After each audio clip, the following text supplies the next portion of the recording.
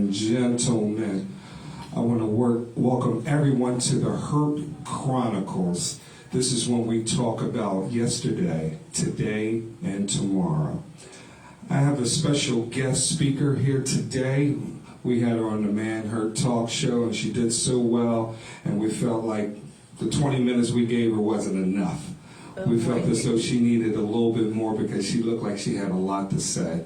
Ladies and gentlemen, let's give a big round of applause for Miss Lisa Dory. Thank you, Mike. How are you? I'm great.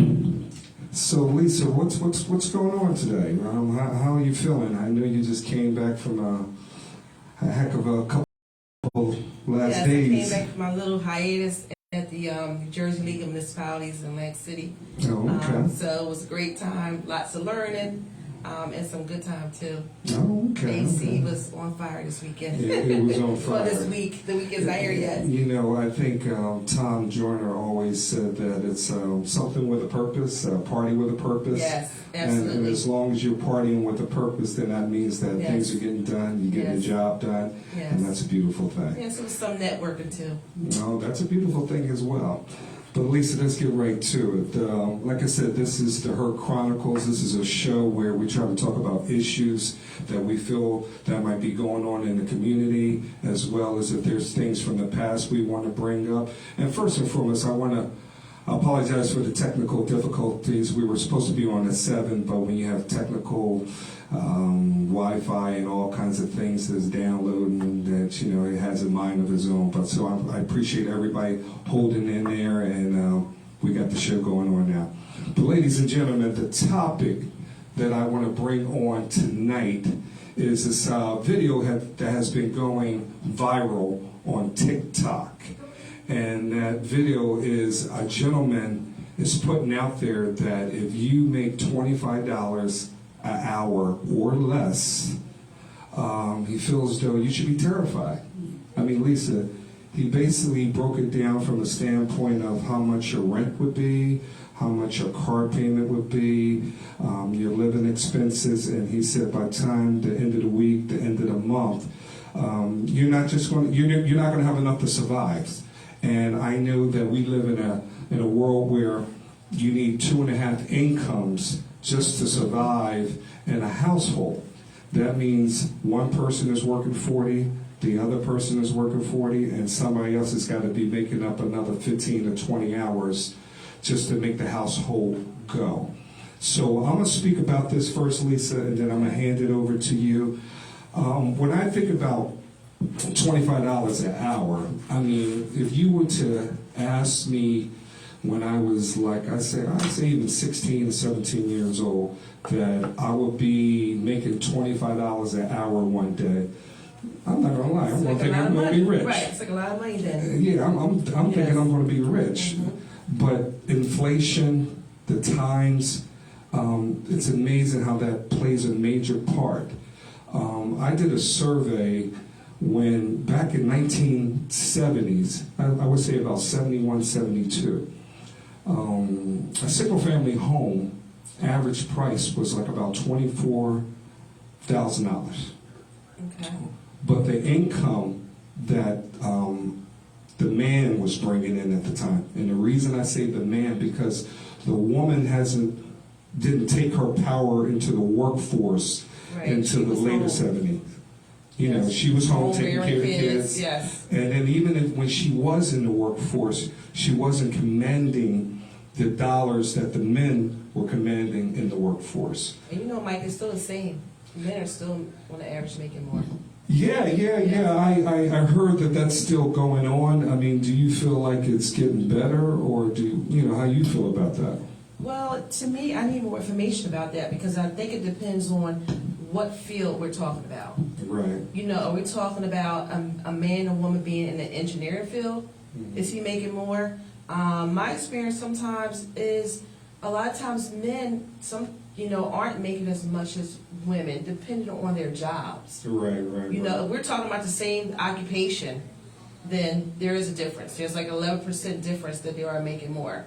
Well, let me ask you something, because, like I said, I when I was young, and I thought about that $25 an hour of being rich if I was making that, and then I'm not, tallying up inflation as I get older and prices of things going up. It's almost to the point where if it stays at this track, our kids are not going to be able to survive off of their paycheck. And that's why it goes back into the generational thing that we were talking about on the Man Her Talk show, that in order to give these young kids an opportunity, that means some family member has to help them get started. It doesn't always have to be financially. It can actually be advice. It can be luring them into somewhere positive so they can stay positive, so they can get an education. They can get around mentors, people who are going to lead them in a direction to make something out of something and hopefully make some money. In my own personal life, I think about, you talked about, giving them a heads up.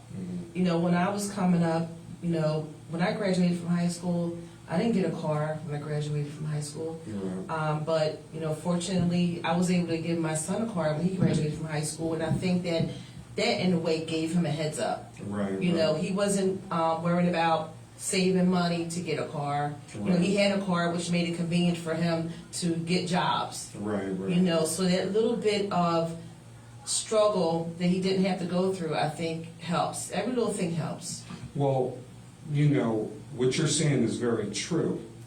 But when I was thinking about what this guy said on the video, right, that if you're making $25 an hour or less, you should be terrified. I think New Jersey minimum wage is going up $1.13. So I think January 1st, yes, it's going to be $14.13 or right, something like that. Right. And when you really think about that, I mean, what can really $14 do?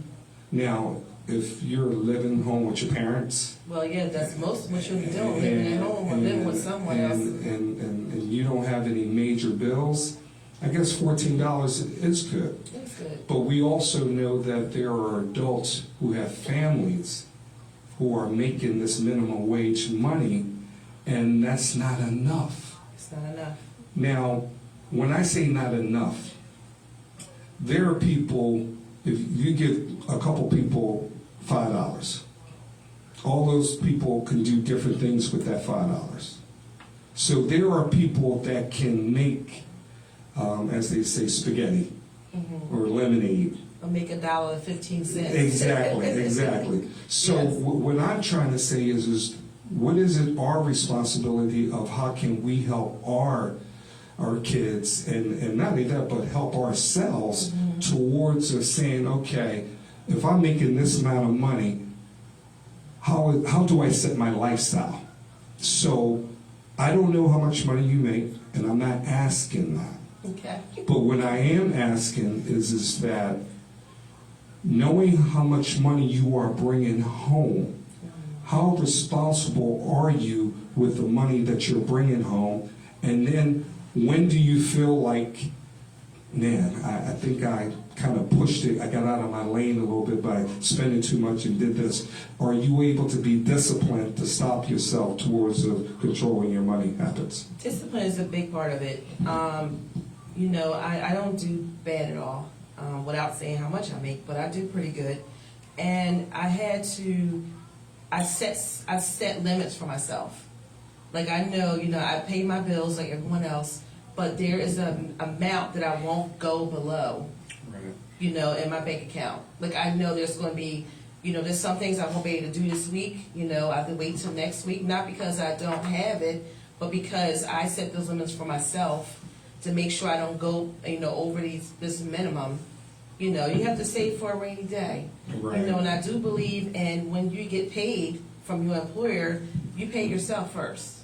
Yes. There's some money that you just, you discipline yourself and you have to stick to it. You just put it away, and no matter what, you put some money aside. Well, that's all. Even if it's $5. No. They actually say to you that you should save about 15% of your wages per month towards what you generate, at least 15% if you can. And then not only that, but you have to, when you're going out there looking for an apartment or you want to get a mortgage or something like that, they feel as though that 25% of your weekly pay it should be no more than what you make a week should be around about what your mortgage or rent should be. And if it starts to go over that, now you're putting in jeopardy of your lifestyle, of what's going on in the household and what you're going to be able to do or not be able to do. Now, just recently buying another home last year, I learned that it doesn't matter how much money you have, it's also your credit score. Yeah, you can have 20% of your salary, but if your credit score is low, it doesn't matter. That credit score is so important to make sure that you pay your bills on time. You have a certain, there's a balance in between how much debt you have, how much money you have, if you're not over and you're not going over your debt ratio. Right. So right. credit score is very important, and we don't talk about that a lot. It is a delicate balance. Well, the credit score definitely comes into play when you're trying to set yourself to have things. Unfortunately, some people start off with good credit, as you should. You should if you're doing it the right way. Right. But somewhere along the way, we lose our way. And losing our way is knowledge and discipline. And what I mean by that is that, once again, you know how much you make.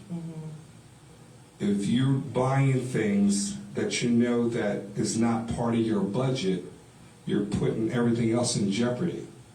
And then if you're not able to generate extra income from somewhere, where are you going to make up that difference on that? So what I want you to do, if you can for me, Lisa, is basically, obviously you say you bought a home. Yes. And there was a beginning. Absolutely. And you knew how much you were making, and you knew what kind of lane you could be in.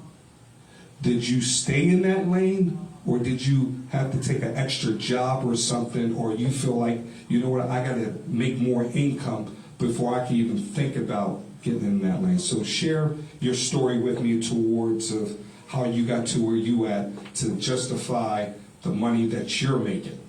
Okay, so before I do that, I just want to piggyback on the credit. Now, I don't know, most people, I don't think still do this. I know when I was young and starting college, there were credit cards coming at me in the mail. Okay, this is when you were in college. Yes, right. When I was in college, and so it's like you kind of start off on the wrong foot. I didn't know not to do that, not open it. It was like, oh, good, I get credit. I can start buying things. So at some point, the credit score is going down because now I have all these credit cards that I don't have nothing, that I don't know what to do with. Right. So, so then you guys kind of like, get a hold of yourself and go, no, I gotta fix this. So I just want to touch base on that. How sometimes your credit can be affected even though you don't have any other responsibilities, but you have these credit cards being sent to you when you just kind of open them up and you start spending, then you can't afford to pay the bill. Well, the thing, that's a different subject, but the thing about it is that you have to start. Right. Now, I know that you were showing discipline by not using some of these credit cards, but at some point in time, you have to develop your credit. Yeah, right. So you can show a history of paying somebody back. Right. And when you're young, you're not thinking about that. You're just thinking about spending. No. Then you're worried about paying it later, then you can't afford it, and that's a whole new, it goes down a different trail, but. So that was college. Right. So tell me where the come up came. Okay, so my story's a little unique. Like I shared at the last segment I was on, I am divorced. I was married 21 years. And in that transition, my new chapter in my life, I started over. I rented a condo, and then I moved into a townhouse, which I continued to rent. And so after being in my townhouse for 14 months, my landlord calls me and says, I'm selling, you have to move out. Right. And that did something to me. Well, before you move on, because Okay. I still want to keep the topic of, is $25 or less enough to do what Yes. you would to do what you need to do to survive? So at that point in time, are you making more than $25 an hour? I am. At that time? At that time. At that time, okay. Yes, yes. Now, let's just say you weren't. What would you have done? I don't know. Lots of prayer. And I have worked a part-time job before to make ends meet before, I came into this higher pay scale. And it was rough. Okay, so that was during the time you weren't making Right. more than $25 an hour. Right. So where was your living situation at that time? Well, during that time, I was with my husband, and we were working together. Oh, And okay. together, we did pretty good. Okay. And then, my salary situation and, being blessed, all this happened after during my divorce time, Okay. separation time. So basically what you're saying is that you didn't really feel the impact of how much, you weren't feeling the impact of your lifestyle because you had a partner at that time. Right, Okay. right. So when I'm saying to you, have you ever been in a situation where you were making less than $25 an hour and you didn't have that partner? I would say no. Okay, so you don't know what that feels like. No, I've been married for a long time, for 21 years. Actually, it's my second marriage. So I spent a lot of my youth being married. Okay. Now, so let me ask you this. Okay, knowing that you did not experience that, if you were in that situation, and I know you said you were relying on prayer, but knowing the woman that you were, what would you have done after the prayer? It's kind of hard to say what I would do and not really being in that hard place. Okay. When I think about a hard place, I think about when I was growing up. I knew it was like to, not have an iron and cutting the cord off and put it on the stove to heat the iron up. We grew up, not, I wouldn't say poor, we struggled a little bit. Right. But I would say in my adulthood, I always had pretty good jobs. My first job was at University of Pennsylvania School of Nursing. I was there at 18. But So I see, the thing is that you've been blessed. Yes. You've been blessed, I have. and you made that very clear the last show. You've been blessed. Being blessed is a beautiful thing. I do not want to take away being blessed. But what I'm trying to get at is that if you were not making, because there's a lot of people out here today that is not making $25 and over. They're making $25 or less. What I am saying to you is that I've been in that situation. And the thing about it is that to give you a little testimony, what you do during that time is that you have to think about where you're trying to be and what you're trying to do. And it's hard for you to take care of others if you can barely take care of yourself. Now, I left my mom's house when I was about 19. Okay. So I was on my own and had my own apartment when I was 19. Now, I remember eating a cheesesteak, having a beer, and had no furniture or nothing, and just sitting on the floor of my apartment. And I was scared to buy anything else after that because I wanted to show that I was going to at least be able to make that first month's rent. At least Right, you that. would have had something to prove. Now, at that time, my rent was $300. But check this out. At the age of 19, I want to say I was making, let's say about $8 an hour. $8 an hour. And the minimum wage at that time, I want to say was like $3.35. It was around $3.35. We're talking about 1989, Okay. around that time. 88, around that time, 88. So what I'm trying to say is that my main objection at that time was to make sure I paid my rent. Now, you don't have the things going on back then that you have today. Right. You know, I wasn't worried about a cell phone. I wasn't worried about cable, although cable was out there. I wasn't worried about buying a new car because I couldn't afford a new car. So what I'm trying to say is that at the time when you're trying to find out where you're trying to be and trying to find out how you're going to do the come up, you have to stay in your lane.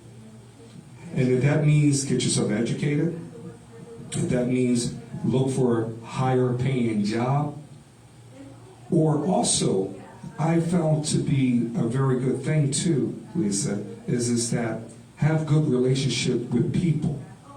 Because it's amazing when you're around good people and they respect you, it's almost like if they're able to help you, they will. And when you get, as you like to say, blessed, you need to do that as well. And I think a majority of blessed people do that. And I think that is the true blessing when you have good relationships with people, because you see it all the time. You know, I know a person who's hiring. You know, you're a friend of mine. I can vouch for you. And how you think a lot of these jobs that people have that are in certain position, it's been the referral. It's someone they know. Someone they know. And I'm not knocking it. It's But okay. I'm just saying it's part of your resume towards you that will help you. Now, do you feel as though that you have benefited from that throughout your life towards the good people in your circle? Oh, absolutely. I mean, I thank God for a favor. You know, someone might have seen something in me and referred me and, you know, put my name out there or told someone about me. I think it's a great thing, and I do believe that people, the most blessed people are people who reach back. Right. Like, I believe in helping. I believe in sharing. I believe in being there for people. You know, people come to me all the time, ask me questions, and I always try to guide them in a place where, you know, I may not be able to help them, but at least send them in the right direction. Now, you have boys. Yes. Let's just say, you know, I don't know their financial situation. They're not making no more than $25 an hour. What are you saying to them? You know, I'm saying to them, you know, save. You know, I'm saying to them, perhaps, you know, continue to go to school and maybe get a better job. Or you may have to get a second income. You know, my kids' situations are a little different. All three are different. I have one son who, you know, he has a job at a fast food restaurant. You know, he's making maybe $12, $13 an hour. But he lives at home. So like you mentioned earlier, there's no pressure to, you know, he doesn't have a lot of responsibility. He doesn't have a lot of bills. But do you think that's a good thing, though? At the moment, I mean, for now, it's... Especially being boys. Right. That's growing into a manhood. Right. Right now, I mean, I would like more for him. You know, I think that he's still trying to figure out his way. He's very smart. He's very bright. And I mean, I hope that, you know, this fast food restaurant is not something that I don't want him to feel content with and feel, you know, stable with. I want him to be able to move on. And we talk about that all the time. Him doing more and doing better and getting a better paying job. You know, going back to school and perhaps having it happen. Now, I'm going to get real and raw. And when I mean real and raw, because I am a man and I was that young boy at one time. Mm-hmm. I might not have been as fortunate as your sons towards of what you've had set up for them so they can blossom. Mm-hmm. Now, my mom was a hardworking woman. I would never knock my mother, because thank God, if it wasn't for her, I wouldn't be who I am today. But I knew at a young age I had work ethics. And those work ethics came from 4 o'clock in the morning, watching my mom get her 4 kids together as I'm zippering her back up as she's going to, you know, to the hospital to do her job, and her dropping us off at the babysitter. So on the weekends, I found myself going to the local supermarket, because the day before that, she had took me shopping with her, and I seen all these young kids bagging people's bags and getting money for it.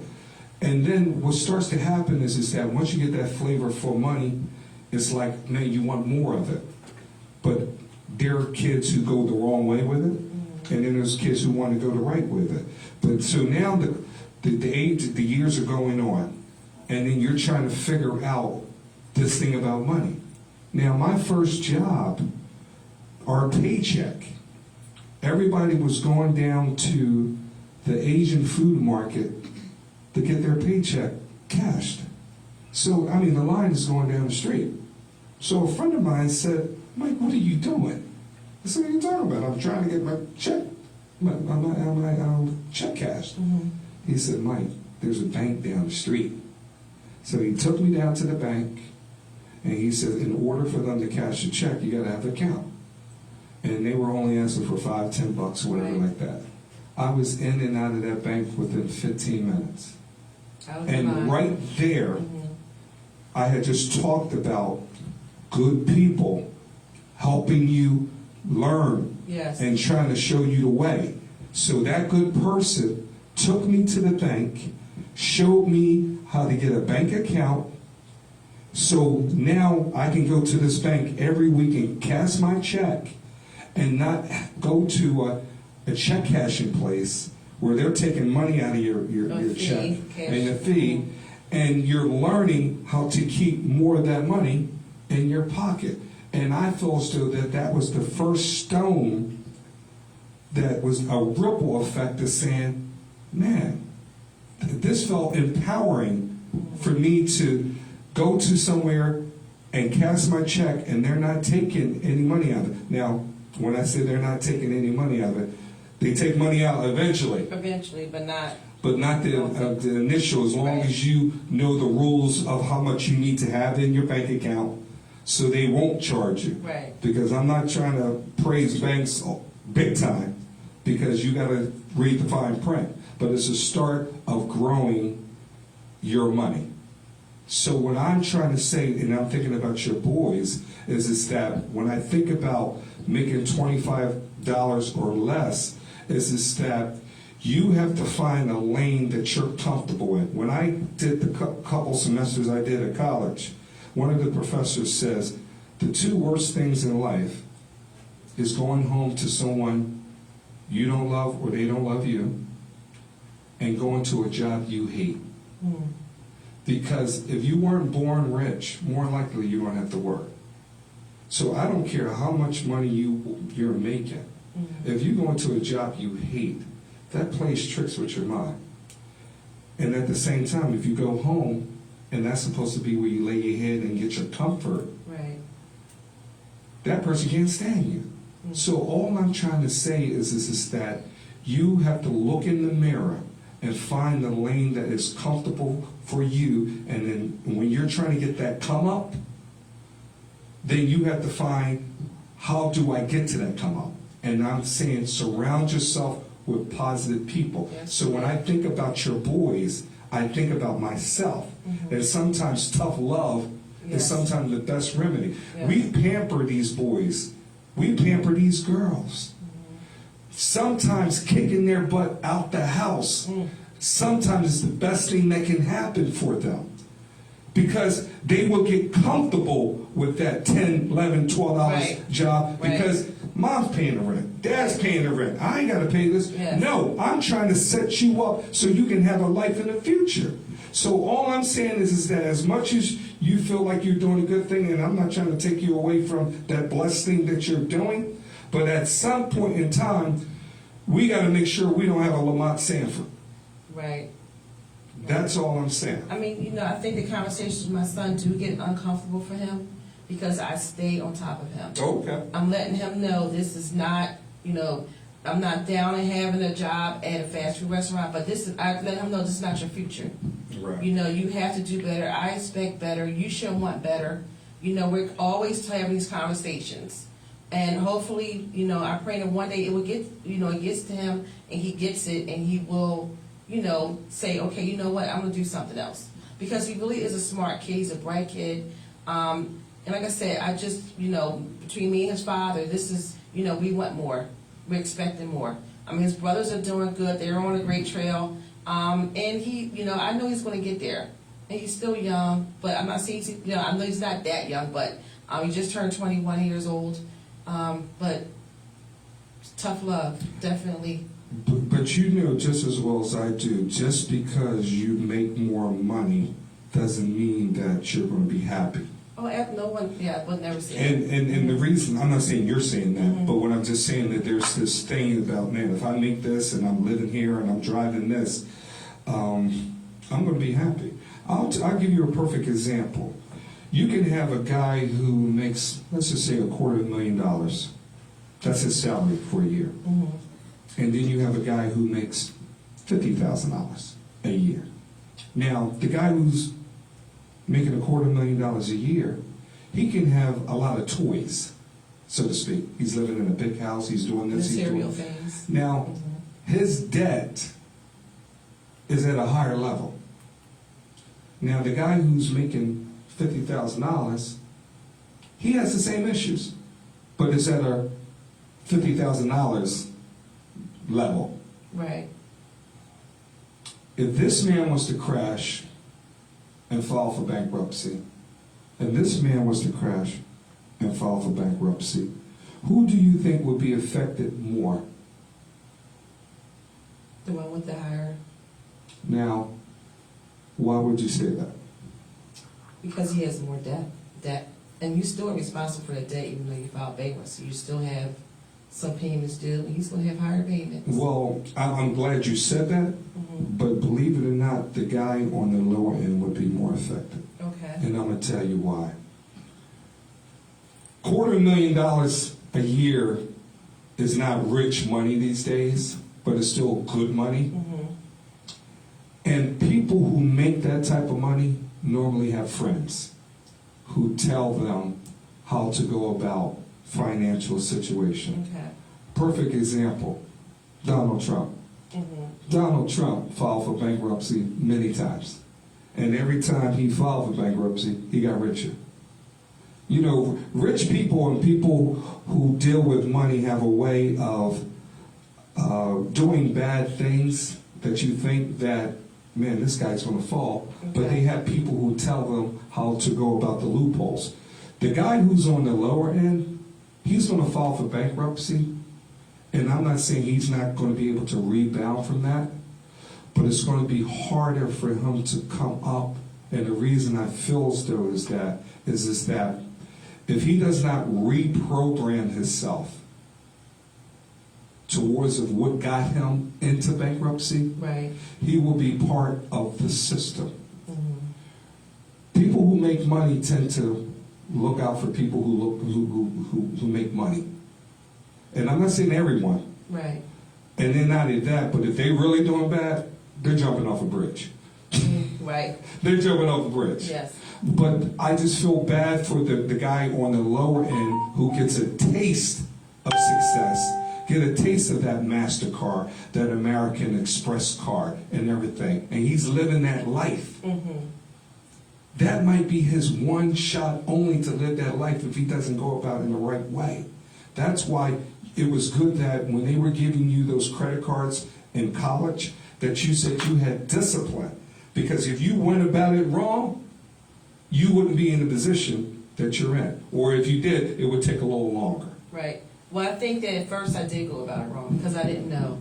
Okay, speak about it. Right. And then it was, you start getting into debt. Now you're trying to get out of this hole that you caused yourself to get in, And it was just like, why did I do this?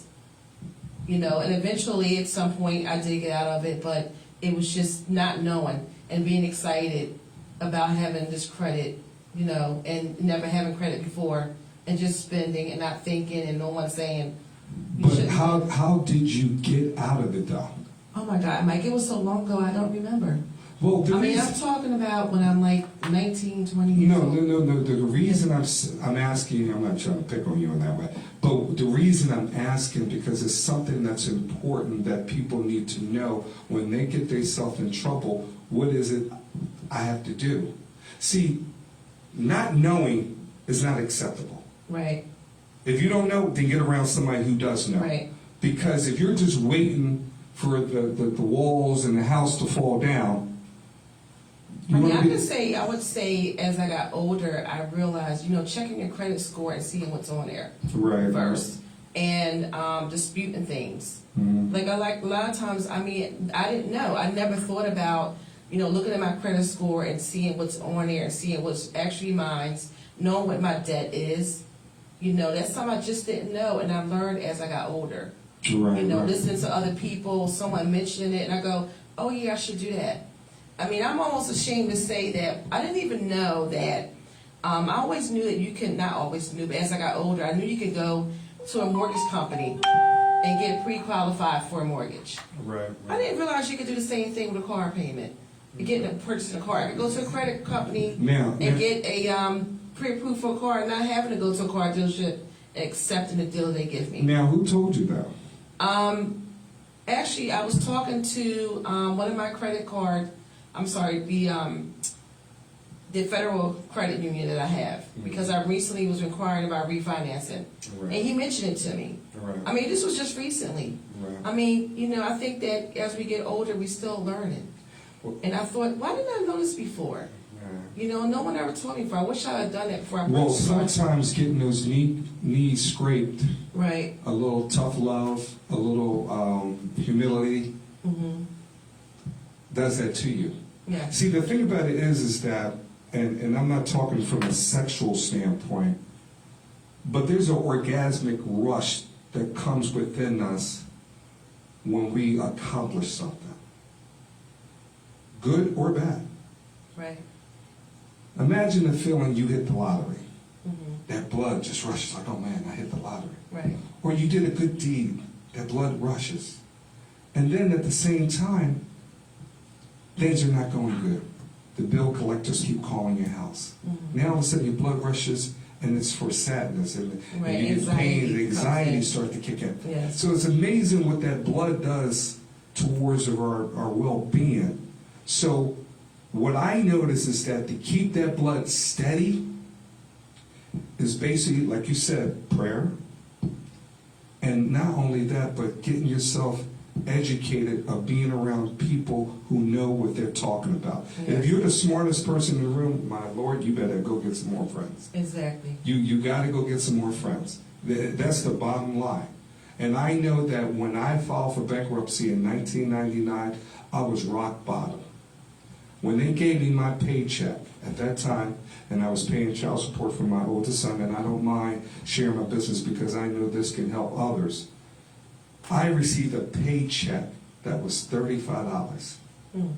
Now, I'm receiving a paycheck that's $35, and at that time, my rent was, I want to say, $600. Now, if you times 35 times 4, right. I mean, that's what? 71, 140? 140. That's not even close to paying the rent. So I was at my lowest. So I had to go file bankruptcy. And it wasn't something I was proud of, but I knew that this is an ass whooping I'm going to take, and I better learn from it. So from that moment on, I bought one of those, not bought one of those, but I applied for one of those cards where you can only spend what you have. Okay, those prepaid cards. Yeah. Yes. So something to develop my credit. Yes. And like I said, I want to make sure that we're just not talking about it, but I want to let you guys know on solutions of my testimony of where I've been at. So for the next 7 years, I developed my credit as much as I possibly can. And this is always important to people. Always keep your paperwork. Like if you discharge from bankruptcy, make sure that you keep those papers work in a safe place, because you're going to have to show that paperwork. Get the burden of proof. Time. Yes. These are little things, Lisa, that is going to make or break you as you're going forward and help you escalate from where you're at. So when 2006 came, I was able to be in a situation where I was able to purchase a home. But this is the thing. This was during the time when the housing market was crazy. Right. A single family home at that time, the average price was maybe about $200,000, $230,000. Yeah, now it's like almost doubled. Well, around Yes, that. now. Mm-hmm. So what happened was when I went to the bank and they seen that, okay, in 1999 you filed for bankruptcy, they were only able to qualify me for a loan for, I think it was $90,000. Oh, wow. Now, at that time, $90,000 was only going to get me a little bungalow, if that was possible. One bedroom, studio, if that right, was possible. Right. And I'm like, I want a home. Now, unfortunately, Sorry for interrupting. I just have to have these rooms cleared by 8:45. Sorry. unfortunately, what happened was it was during a time when the market was going crazy with the banks, and banks were getting other banks involved towards of making mortgages happen. Oh, yes. So I went to go get my first home that was like $120,000. So the bank was like, no problem, we're going to make this happen. So they got $30,000 from another bank. So when I showed my lawyer, he said, Mike, I'm going to be honest with you. He said, Mike, if you don't pay this $30,000 within the next 5 years, it's going to be bigger than your fixed $90,000. And this is how people were getting in trouble. Yes. But the thing about it is they gave it to a person that I felt like I was going to win in this no matter what. If I had the brown bag it, bologna and cheese, whatever I do. So the reason I'm bringing this up is that there are people that if you want something really bad and you want to keep it and you want to grow from that, you have to reprogram your lifestyle to make that $25 or less work. Because I'm going to tell you right now, I'm not knocking the Walmart employee. No. I'm not knocking the person that work at McDonald's. And these are people who are adults. And they were essential employees during the COVID. Yes. Yes. Yes. They were essential employees. So if you can make your $15 an hour work and be happy, who am I to tell you that you're not making enough? Right. So that's why when we were talking about, man, what kind of position would I be in if I wasn't making $25 or more? No, you can do it. It's just that you go get cans do it. You just got to reprogram yourself. And once you reprogram yourself and you stop being around people who want, and instead of being around people who are blessed, and ain't afraid to hard work, roll up their sleeves. Right. And we talked about this. And I said, Lisa, every time I see you looking good, you're fashionable, can you get into that part where we were talking about that? Because I wanted to make sure we didn't leave this show. I had a feeling you was going to bring that up. So we were talking about this subject, and and thank you for the compliment. Right. But I am a thrift shopper. I don't spend a lot of money on my clothes. I go to the thrift stores. I go to consignment shops. I'm a Walmart girl. Right. This is what I had when I bought it from a consignment shop the other day. I love Walmart jeans. If I have anything name brand, it's on sale. I work hard for my money, and I don't believe in a lot of name brands. I really don't care who name is on it. If it looks good on me, I'm going to wear it. I don't get into the name brands because, frankly, some of the name brands I don't like. I think they're overpriced. Well, Lisa, even if you did get into the name brand, just your programming of your mind is saying that I refuse to pay this for that. Right. Now, I do love some name brands, but... Well, that's what I'm saying. Right. But I don't want to pay full price for them. Exactly. Right. And I don't want to be that girl that has, a $500 bag and I don't have any money in it. Right. Or any credit cards. I know that's just not my bag. I mean, if you're into bags, that's what you want to do. I don't knock it. That's just not something I choose to do. Well, let me ask you this. Now that you share that story, and I appreciate you doing that, let me ask you, if you were making $24 or less, once again, what would you do? And I know I asked you, but after we then got talking, I need to know what would be the first thing, and what direction do you feel like you would lean on to be comfortable in that, or do you feel like to get out of that? I would think, what I would do is get another job, which most people do now. They work 2 jobs. But see, Lisa, that's the problem with society today. Mm-hmm. We're killing ourselves. I know. We're killing ourselves. The reason that my mother couldn't go to my basketball games because she was working 2 or 3 jobs. I understand, but it becomes to a point where it's a necessity. Well, this is why because you're trying to make ends meet. Well, this is why you got to reprogram yourself from a standpoint of saying, "This is what I make. Mm-hmm. How can I have that?" Do you know if you save 15% of your money a month and you're living in a situation where you can, it's amazing what you can do.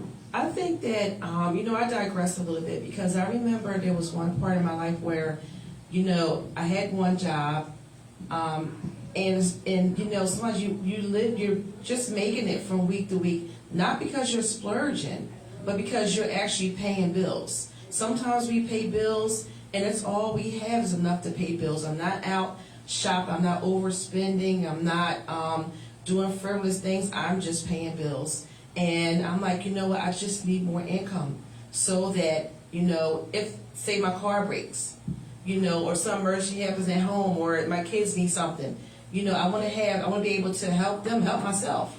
Sometimes just getting the extra income is just a necessity. And then sometimes you do sacrifice family time, you sacrifice relationships, but somehow, and the people do it every day, you find some type of balance.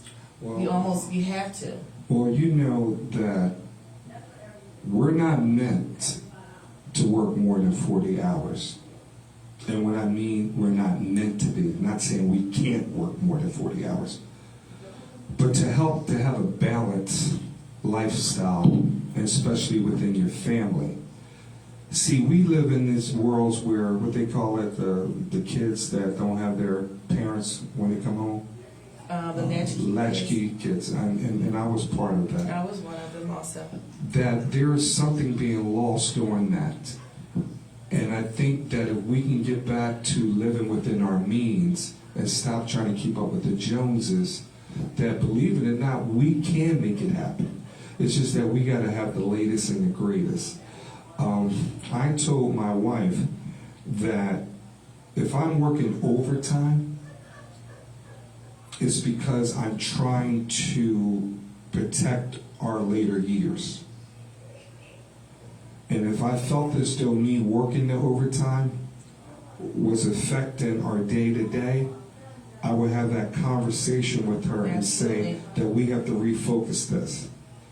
If I see that my kid is home and not doing anything, and I'm working 2 or 3 jobs, and then the next thing you know, he's in the streets doing something, and I'm going to play dumb and act like I don't see that's on me. That's the issue. You have to be home. And I know that you got to work, and you're at the bottom of the barrel, but something has to be changed, because if you don't, the kid that you're thinking you're taking care of, you're actually doing him a disservice, because you're going to be using all your money to bail him out of jail. Right, and it has an adverse effect, and you'll be losing him in the process. Yeah. So, Lisa, we're going to wrap this up in about 5 minutes. Okay. Because, we're in a situation where we got to get out of here. Get kicked out. And get kicked. But this is a good conversation. I'm just going to end it on this note, and then I'm going to let you have the final word on this. You can survive off of $25 or less. The only thing is that you have to be creative. You have to put the ego. You have to put certain things to the side, your pride. And when I say pride, I mean pride of selfishness. I don't mean pride towards you being a human being and somebody treating you like, I don't need welfare or anything. Nobody's saying you need welfare. What I'm saying is that look around. If you got a new car and you say you ain't got money, think about that. If you got the latest and greatest Apple phones and all kinds of stuff like that, you ain't got no money, look at that. If you are, going out to eat, Oh, that's a lot of money. I think food and that type of entertainment is probably the biggest problem issues that people have and don't realize how much money that they would save if they curb their eating. So all I'm just saying, or ended up before I give it back to Lisa, is that reprogram yourself. I'm a writer. I like writing stuff on paper. Numbers don't lie. Get yourself a calculator. Robin knocks me for having my book, but I love my book because my book keeps me in track. You know what I mean? Because sometimes you might have to look at things and say, man, I didn't think I had that money, but I forgot I spent it on this. Sometimes we feel like we keep it in our minds that, oh, you forgot about this, you forgot about that. So if you have to write down stuff to help you have assistance for yourself, do that. So all I'm just saying is that, yes, $25 can be terrifying if you live in a certain lifestyle. But if you're making less than that, it don't have to be terrified. You just have to reprogram yourself. Absolutely. You know, saving money. Like, I remember times where I'm like, you know, I need to save some money. And I saved so much money just, you know, making my own coffee at home and not stopping at Wawa Dunkin' Donuts in the morning. You know, making my own breakfast. You know, saving those little things add up. They just make such a difference when you just discipline yourself and you have a goal and say, you know, I'm not doing this. I want to say, and you know, coffee's going up. Wawa goes up every week. The price is up. Dunkin' Donuts is up. It's like last week it was $1.89 and it was $2.12 and then it was $2.40. But people still out there in line getting it. They're still getting it. Right. I mean, you think about it. You can buy a what is it?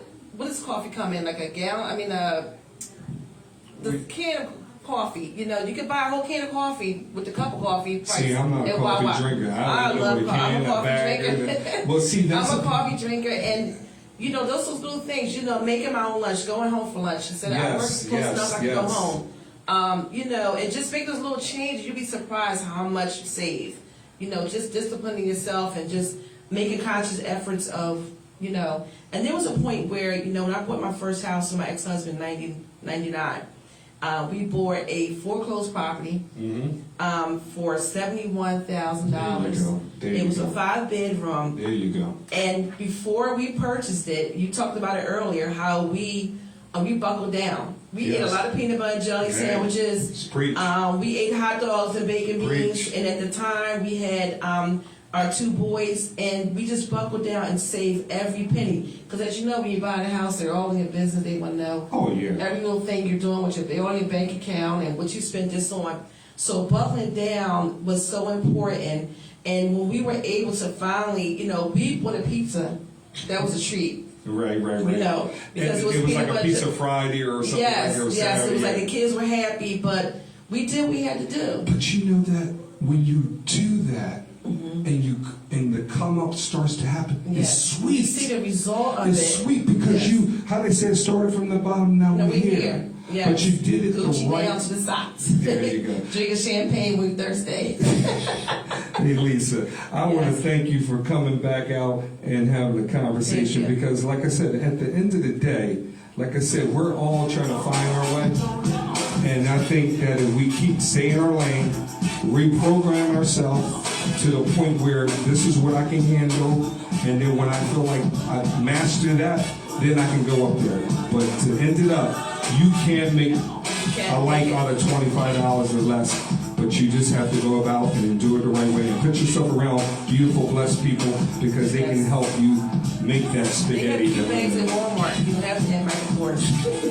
Well, ladies and gentlemen, we're going to end this up on the Hurt Chronicle. Stay tuned, and like I said, Lisa, thank you for having very me. much. Thank you.